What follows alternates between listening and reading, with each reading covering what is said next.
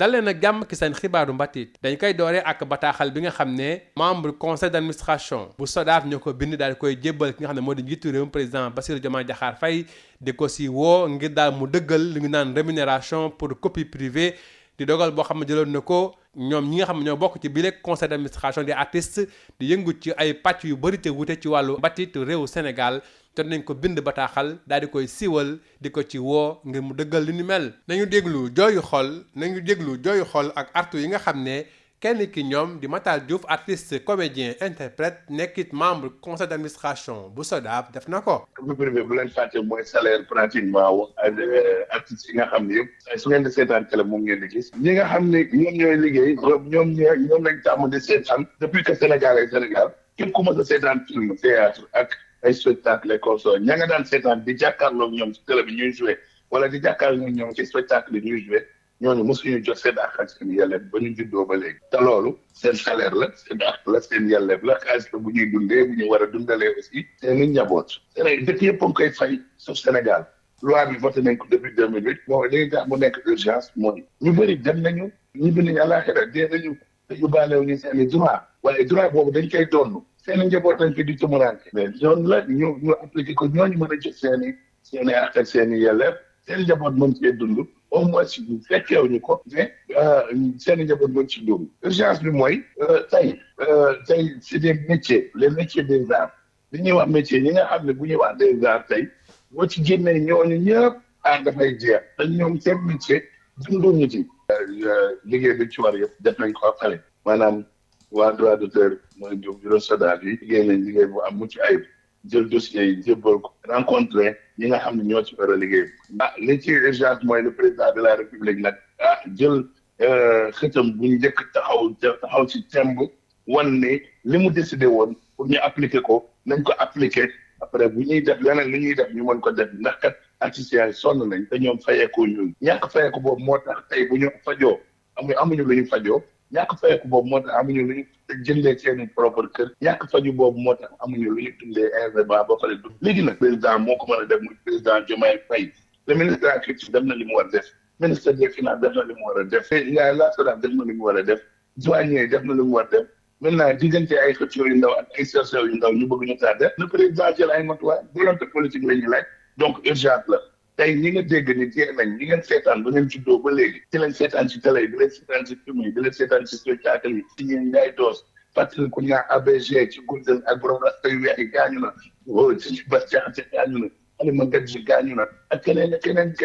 ñëpp dee nañ yóbbaalew ñu seen yàq ak seen yàlla seen njaboot yi fi bàyyi jëlaguñ seen xaalis donc urgence la ñi nga xam ne ñooy dund mooy di dund li métier bi mu seen liggéey mais ñi ngi dund di xaar day yaakaar pour am lu ñu dundale seen i njaboot boobu benn loi mën ko dindi loi bi def nañ ko liggéey bi war ko dindi liggéey bi def nañ ko pare président ñëw wax ñëpp ne moom loolu pare na tey lan lañ def dara mi ngi noonu tey lan lañ def xam nga mi ngi noonu dara jusqu'à présent ñi ngi ñaan nag volonté politique boobu ak application immédiate mooy ñaan urgence la ñun ñaa ngi sonn nañ ñu ngi liggéey te golo di bay baabum dundee la parce que ñun ñaa ngi liggéey télévision yi di ci am xaalis bu bëri ku mel ni RTS fayul ay droit d'auteur depuis bu ñu ñëwee ba léegi ak ñeneen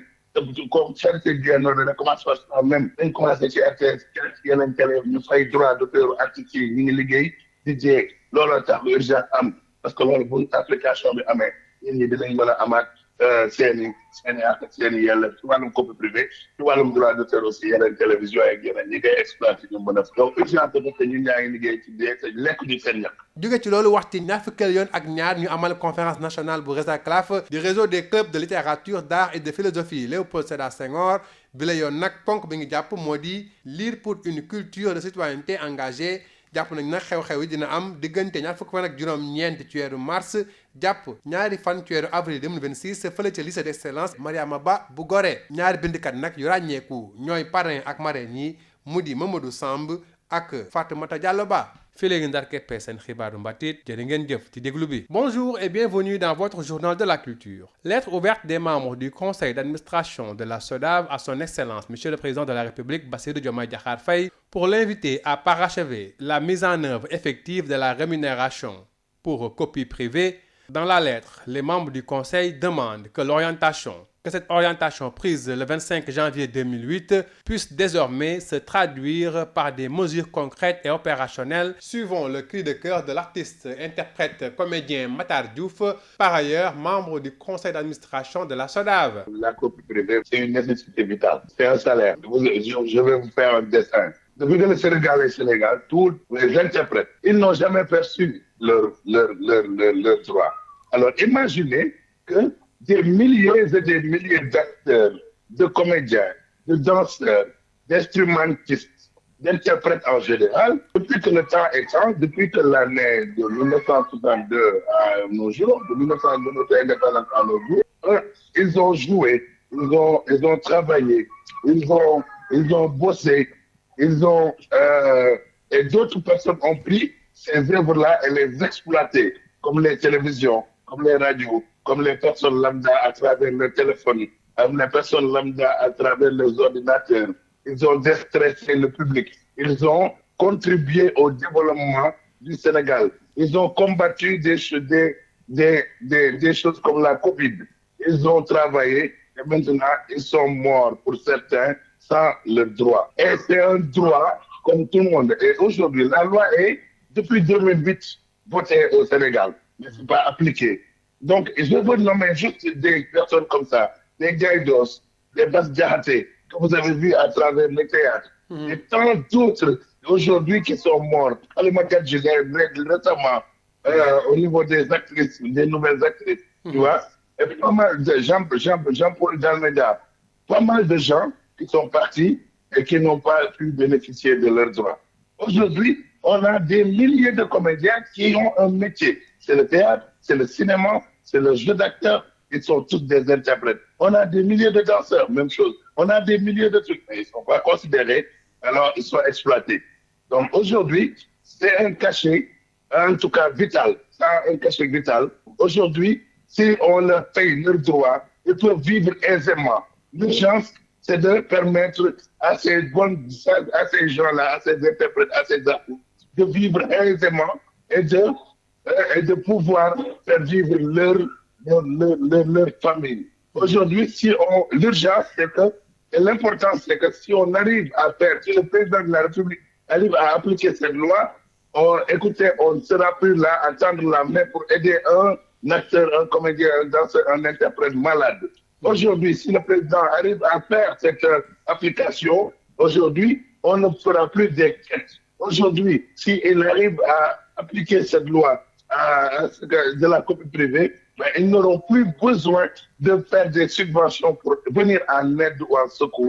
secours des artistes. Aujourd'hui, si la copie privée est installée, aujourd'hui, ça va contribuer au développement et par rapport au métier d'acteurs, d'interprètes, au métier des arts. Tous les pays du monde sont en train de